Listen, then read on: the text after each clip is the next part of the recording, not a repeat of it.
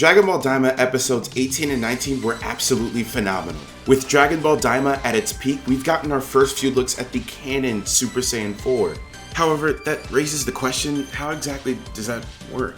Strangely enough, I made up a list a couple of months ago of how exactly I think this could not only work, but how Super Saiyan 4 can be connected to now canon transformations. I call it the mutations theory. Mutations are basically exclusive transformations that are either achieved through unique genetic blood or through a divine encounter/ritual. So, in other words, mutations can fall between two different categories, primal and divine. And what I'll be doing today is not only listing down what exactly transformations I think are mutations, but what exactly category those mutations fall under. Let's get straight into it.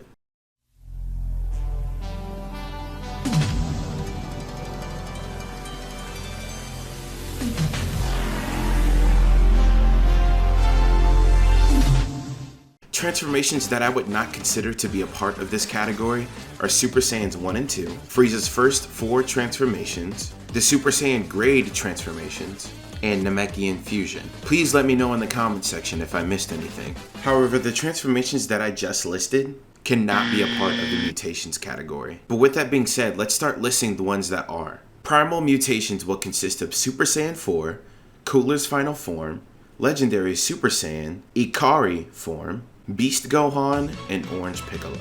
Now, originally, I speculated that Super Saiyan form would be a perfected version of Legendary Super Saiyan. However, not only do we not know whether or not Goku can achieve this form on his own, especially considering he's never done it in Dragon Ball Super, but you could make the argument that Super Saiyan 4 is actually a divine transformation. People have made arguments that Super Saiyan 4 is just an incomplete version of Super Saiyan God, not only because of the features being strikingly similar, but in Dragon Ball GT, when Super Saiyan 4 full power Goku and Super Saiyan 4 Vegeta fused, they generated a fusion with red hair. People believe this is because of the fact that Goku received power from 4 people with Saiyan blood. Vegeta would just be the 5th, resulting in a fusion with red hair, aka Super Saiyan God. However, that's invalid now, considering the new Super Saiyan 4 has actual red hair. So I guess fans weren't technically wrong, but in the Dragon Ball Super manga, Goku states that Super Saiyan 3 is his 3rd and final form, whereas after he achieves Super Saiyan God, he considers it his 4th, so it couldn't work. At least not in the way we think. Not only that, I even believe that this form could be a perfected version of Legendary Super Saiyan, considering Broly's corrupted blood, that not only allows him to conceal his Great Ape form inside his base, but his Legendary Super Saiyan form generates hair that's green? Which is weird, by the way, because, only Kale and Broly have it. I think we can all agree that this is pretty unnatural. A little bit of a hot take, but I think this could mean that they were genetically modified from, birth. Nah, that'd be pretty dumb. All in all, many people speculate that Super Saiyan 4 and Legendary Super Saiyan are connected in some way. Now, after the events of Dragon Ball Super, I could definitely see as to why people think this way. Super Saiyan 4 was to be seen as the next highest tier of power after Super Saiyan 3. But since Dragon Ball GT was confirmed not canon, people thought that Broly was the closest thing we would get to Super Saiyan 4. Not only considering it doesn't require a divine encounter to achieve, but because of the fact that Broly is not a part of the Realm of Gods category. And yes, I'm using Dokkan, but that still supports my point. Dragon Ball Z Dokkan Battle's category system is extremely accurate. Of course, that's not what I'm going off of, but it's a great way to explain it. Moving on. Beast Gohan's transformation is a little bit more of a mystery when you think about the fact that we still have zero confirmation on how he achieved this form. But I'll put it in the Primal Mutations category because of the fact that he does not have God Ki. What we know about Gohan so far is his unmatched potential. Well, sort of unmatched, but Gohan's potential remains to be recognized even in Dragon Ball Super. Gohan has had his potential unleashed a matter of 2 times. And although Gohan's first time unlocking his potential didn't seem as special, the second time most certainly did. After the 20+ hour ritual is over, Elder Kai tells Gohan that if he turns into a Super Saiyan and believes, he would become what we call now Ultimate Gohan. However, as Gohan is trying to do this, Gohan's aura begins to look extremely similar to his beast transformation, with what looks like purple lightning surrounding him. Many fans thought that they were seeing Beast Gohan early but just didn't know it. However, I believe that they were actually onto something. It's a possibility that Gohan didn't have this capacity of power to reach this form yet, or maybe just needed his power unleashed a couple of more times. So with the information that we've gathered so far, I think we could confirm that Ultimate Gohan, or Mystic Gohan, is not only connected to Beast form, but could even argue is a partial transformation to Beast Gohan. But we still don't really know why or how exactly he achieved this. So once again, Beast Gohan remains a mystery. Next up is Orange Piccolo. Now, I think we could already assume that Orange Piccolo and this new Super Saiyan 4 transformation are very similar, both being awakened by Namekian energy. I wouldn't call the new Super Saiyan 4 a Namekian transformation, more rather a Namekian was able to unlock his roots, which honestly make Namekians the most important race in the show, not only being able to unlock people's latent potential, but the existence of the Dragon Balls circulate around Namekians considering they created them.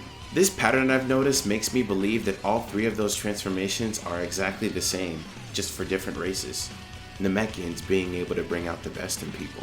However, this new transformation doesn't exactly seem as powerful as I thought it'd be. Even after Neva unlocked this transformation for him, Goku still lost to King Goma, even after everyone helped him. Which in my opinion makes the form pretty underwhelming, but I do have to remember they were kids at the time. It would be totally different if they fused though. Anyway, Orange Piccolo's power jump seems to be a lot more powerful, and that could be just because of the fact that he's also Namekian. So I believe what Shenron, a Namekian creation, did for Piccolo, also a Namekian, could be a direct result of what Eternal Dragons can do for the Namekian race as a whole. But just like Beast Gohan, the lore on Orange Piccolo remains to seem unclear. And don't get me started on Cooler. I only mentioned his final form because it looks so bizarre, and his enhanced height along with that cool mask just seems unnatural. Call it what you want, but I think it's a part of that category. It's the only Arcosian we've seen so far with that form anyway. That concludes our primal transformations. We now move on to Divine, starting with Ultra Instinct.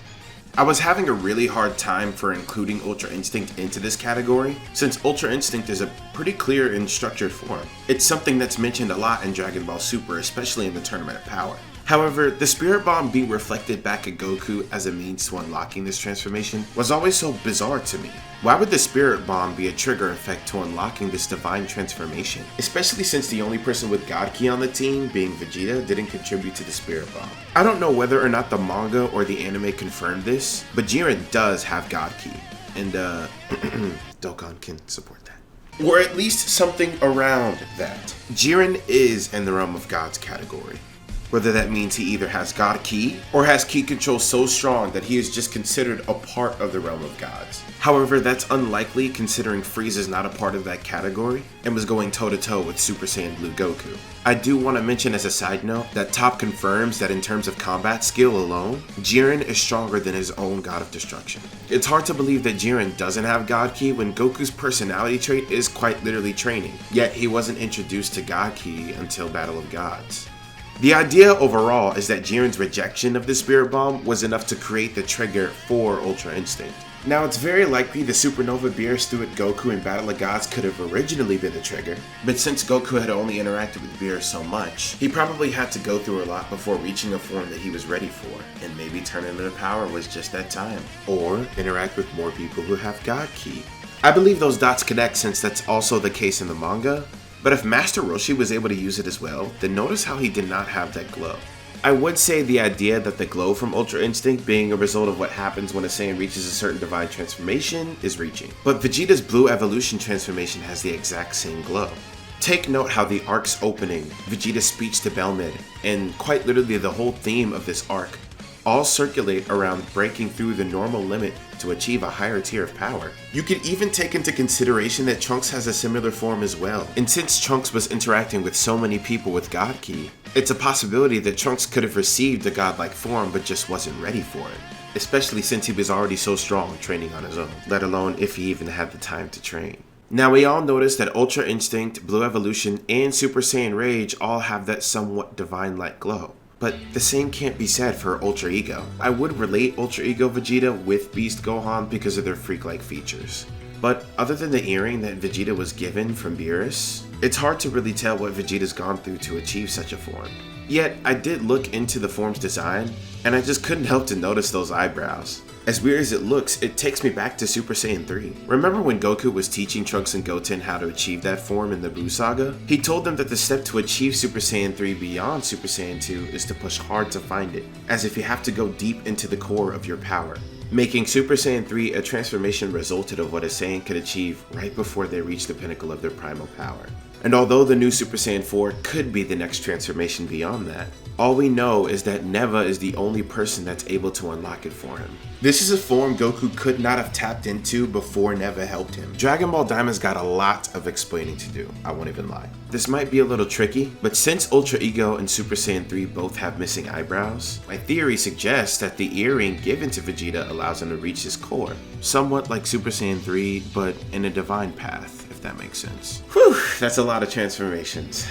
Unfortunately, the only transformations I'll talk about for today. Let me know what you guys think about this theory. I believe it gives a little bit more depth and a better explanation of how these transformations came to be, and even gives more substance to Dragon Ball Daima. Other than that though, thanks for tuning in on Beyond Topic, and take care.